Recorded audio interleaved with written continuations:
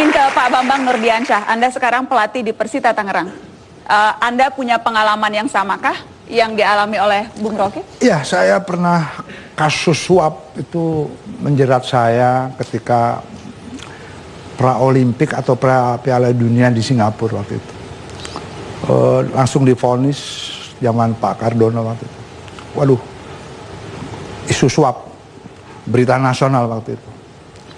Setiap hari itu beritanya. Kita nggak bisa ngelawan berita itu karena masyarakat sudah memvonis kita suap. Tapi kalau saya boleh cerita sekarang kejadiannya, waktu sebelum pertandingan lawan Singapura itu di Singapura, ada orang ngajak makan nih Mbak. Ini tahun berapa nih Pak? Aduh lupa saya tahu, di tahun 80. Ini kenapa saya tanya untuk menunjukkan bahwa ini memang sudah sejak lama terjadi. Ya, tahun 80. Oke, jadi Anda diajak makan di Singapura? Makan. Nggak di sini, masih sini? persiapan, persiapan. Di kota sana. Saya tahunya yang sampai di restoran, katanya yang ngajak makan ini bandar suap, bandar judi. Kita rame-rame makan, suruh ngalah. Kita nggak mau kalau kalah, kalau menang kasih bonus. Sewari berapa supaya mau kalah? Belum sampai sejauh itu.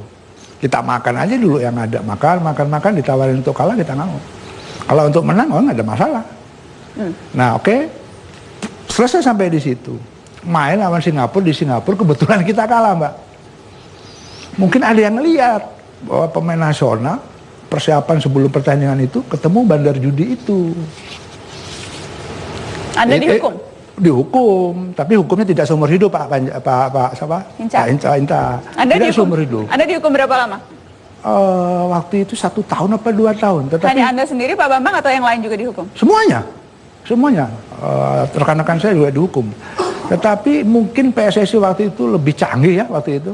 Diselidiki terus.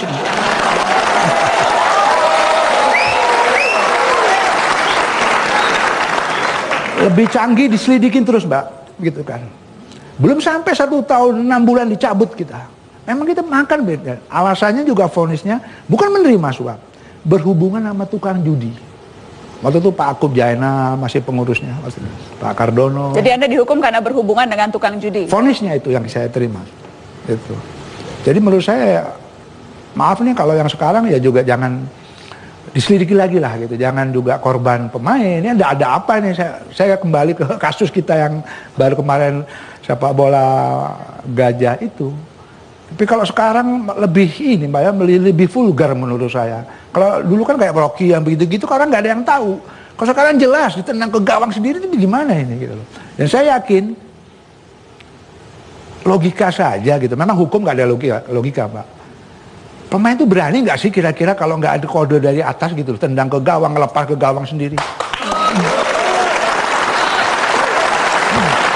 Ya, jadi dari pengalaman Anda, dari pengamatan Anda, pasti ini diatur oleh orang lain. Pastinya saya yakin. Siapa tuh yang mengatur? Pelatih, manajer, pemilik? Apalagi pelatih Mbak, saya pelatih sekarang nggak mungkin saya ngomong mana buat saya. Ngomong kamu gendang ke gawang sini nggak mungkin. Nanti saya nanti melatih kemana-mana nggak akan di orang, nggak mungkin. Baik. Gitu. Kebetulan Harry Kis ini kasus, kita bicara kasus yang sekarang. Harry Kis ini teman saya, sahabat saya. Harry Kiswanto yang tadi kita lihat? Iya, sahabat saya dari kecil. Pemain, waktu jadi pemain track recordnya sangat bagus, pendiam. Justru saya kok bingung kok Harry Kis memerintahkan ke pemain, nggak mungkin.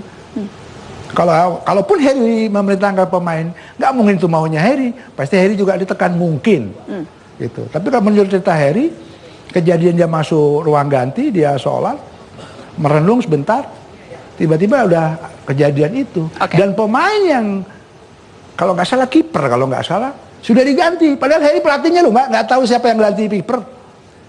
Ini cerita gimana ceritanya? Sayang sekali memang pemirsa, saya harus mengatakan kepada Anda bahwa baik pemain, manajemen dari PSS Sleman maupun PSIS Semarang menolak untuk hadir di Mata Najwa. Mereka bersedia berbicara off the record, tapi saya harus menghargai off the record mereka dan kemudian tidak bisa menyampaikannya ke Anda. Tapi yang sudah hadir di studio saat ini adalah Helmi Atmaja, aktivis pentolan supporter PSIS Semarang. Mas Helmi, selamat malam. Mas Mas Helmi, pemain kebanggaan Anda, pemilik, manajemen, semuanya tidak ada yang mau bicara. Karenanya saya mengharapkan Anda mau sedikit memberikan pencerahan. Apa yang terjadi pada sepak bola Gajah itu?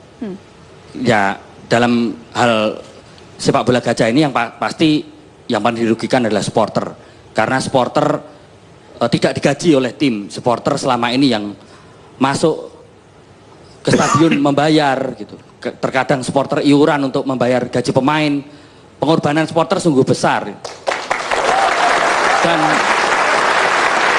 Dan yang kita lihat selama ini adalah tidak pernah dicari akarnya. Kenapa pemain PSIS dan PSS Sleman itu sampai setega itu memasukkan bola ke gawang mereka sendiri, padahal PSS dan PSIS posisi sudah lolos ke semifinal divisi utama, tetapi kenapa mereka harus melakukan hal yang seperti itu? Apa perkiraan Anda, prediksi Anda? Anda kan sudah mengikuti klub ini sudah sejak lama begitu. Kenapa sampai betul-betul tega melukai hati supporter dan melukai seluruh pencinta sepak bola tanah air?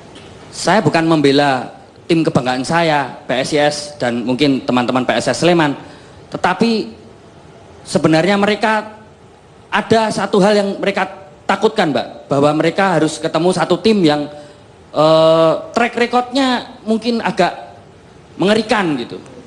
Nah, itu yang membuat mengerikan tuh maksudnya apa? Karena jago main bola. Biasa dong kalau jago ketemu. Harus jelas nih mengerikannya apa? Jangan malu-malu, Mas. Ya, mengerikan dalam tanda kutip. Ya, apa itu tanda Tapi kan kutipnya? begini, Mbak Najwa, mafia ini kan seperti kentut, jadi ada baunya tapi nggak kelihatan wujudnya. Kalau kelihatan wujudnya namanya maling, rampok, copet, itu ada wujudnya. Tapi ini mafia bola yang terjadi. Kalau tadi Pak Bambang bilang tidak mungkin pelatih menyuruh, tidak mungkin pemain berani melakukan tanpa ada yang memerintahkan. Jadi siapa ini yang memerintahkan? Pasti ada, itu tugas PSSI. Itu tugas PSSI, bukan tugasnya supporter. Ya. Pemirsa, saya harus menyebutkan bahwa sejak awal memang saya sengaja meminta Pak Hinca Panjaitan dan Menpora untuk mendengarkan dulu semua masukan Pak Hinca dan Pak Imam, baru kemudian nanti di akhir acara saya akan minta untuk menanggapi. Jadi tidak apa-apa ya Pak, kita tampung dulu semua unek-unek dari para supporter. Baik.